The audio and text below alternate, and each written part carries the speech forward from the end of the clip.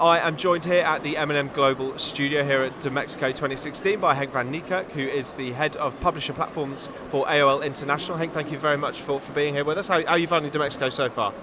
Thanks, Alex. It's been interesting. This is my third year in a row that I've been here, and every year it just seems to be getting bigger and bigger. Yeah. Have you done a few Dmexcos now? This is the third one in a row. Yeah. I would say last year's rain was a reprieve compared to this heat. I'm sweating bullets every day. Yeah. I think my first 2 days was wearing a suit, and now I've actually pared it down to just a shirt. Sensible. No, absolutely. Exactly. And it gets bigger. There's more halls. There's more stands. You know, it's quite an overwhelming experience. I think I mentioned to you this off camera this morning. We got dropped off by the taxi, and I didn't know that there was another conference happening.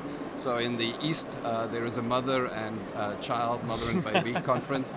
I knew something was up when they were offering me lactating products, and I figured I'm in the wrong, wrong show. That has not come to AdTech yet. No, it's not perhaps quite. only a matter of time. But Yes. Other than that, how are you finding this year's event? I was fortunate enough to sit on a panel yesterday, a programmatic panel with a good combination of both advertising and publishing folks on that panel. And it was interesting. Everybody was pretty excited about the fact that we're seeing a lot more of the spend shifting into automation. But there was also a lot of discussion around the challenges, both that publishers and advertisers face. It seems that for all of the promise of automation and ease, people are still complaining bitterly of how hard it is still to transact with each other. Yeah. And also just walking around the floor, it seems to me every time I get here, there's more and more point solutions, right? And I'm wondering somehow how we actually make that better, right? Like how do we work with each other more seamlessly? It seems harder than it needs to be.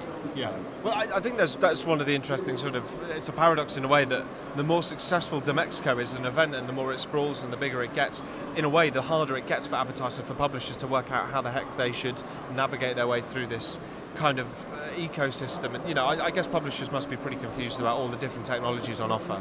Well, absolutely. I think when we serve our publishers, and we do that on a regular basis, some of the top 3 issues that always come up typically start with don't understand all of the technology that's out there, spending a lot of time and energy, and cost to try and understand it, and then thirdly, finding it hard to execute. This is part of why AOL, essentially set out on a strategy.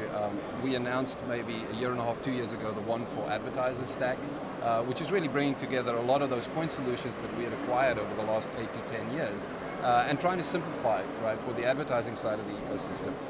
This year we launched essentially the One for Publishers suite, which again is a combination of a very diverse set of tools for publishers, everything from creative and video activation tools to revenue management tools to analytics, and trying to simplify that. So I would say, the mission that we're on and the message that we're sending is that, it's got to get simpler, it's got to get easier, and the way to do this is to bring more of these tools together, to actually be speaking to each other, working much more seamlessly with each other. It is one of the challenges, if you're an advertiser and you walk into this completely baffling ecosystem of, weird and wonderful companies, the kind of temptation of the simplicity in theory of the walled gardens must be, it must be quite strong. So is getting that argument that there is an alternative and it doesn't have to be hugely complex? Well, I would say some of the complexity that we've brought into the space, I was actually using this example yesterday on the panel. You look at the television industry, and for the last 60, 70 years, they've decided that GRPs and TRPs is the way that they're going to transact with each other. Now, the truth of the matter is, in that 50, 60 years, they could have added a ton of different ways of measuring things, right? And what you consider successful campaign between an advertiser and a publisher. To some extent, I think in the digital side, we've really done ourselves a little bit of a disservice. We can measure so much, and I made the comment, sometimes, the fact that you can measure something doesn't mean you should be measuring, right? Like, does it even matter? Why, right? I don't think we ask that question a lot, and I think, some of what came out yesterday in the panel also was that we really need to work with the IAB much more closely and other types of governing bodies, right, to really hone in on what are those metrics that really matter between buyers and sellers, right? And I think once we do that, I think we're going to start seeing that simplification happening as well, because as I said, we can measure many different things, but should we? Yeah. What are the sort of big buzzwords and trends you're kind of spotting around Dmexco, but generally actually over the past sort of 12 months as well? Sure. Well, listen, I think the trend for automation isn't changing, right? I think what I'm starting to see, especially in programmatic, is definitely a shift into newer transacting models that are still automating the process or trying to automate the process. Obviously, data is still, the currency of choice between both buyers and sellers. But I guess I'm starting to see a lot more guaranteed programmatic, if you like. We're starting to see definitely more PMPs. We're starting to see a lot more deal ID, where it's not so much one-to-many as it is one-to-one relationships, which, funnily enough, is actually the promise of a lot of this automation, right? That if you're a buyer, I can transact seamlessly with a seller, with the type of inventory, with the type of audience that I want. And if I'm a seller, I want to connect with a specific buyer.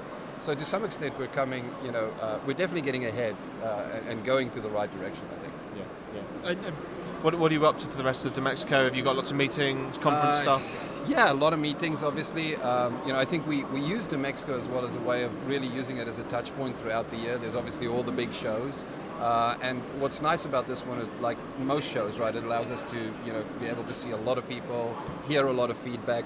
I would say what we're slowly but surely changing as well is, instead of it just being sales folks that are coming out, we're also starting to bring a lot more product people and product marketing folks out to these events.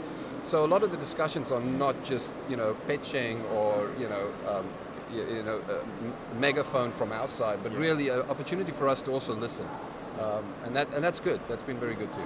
Well, look, thank you very much for stopping by. Really good to talk. Sure. I hope you enjoy the rest of the show. Thank you. Thank you. Cheers. Cheers.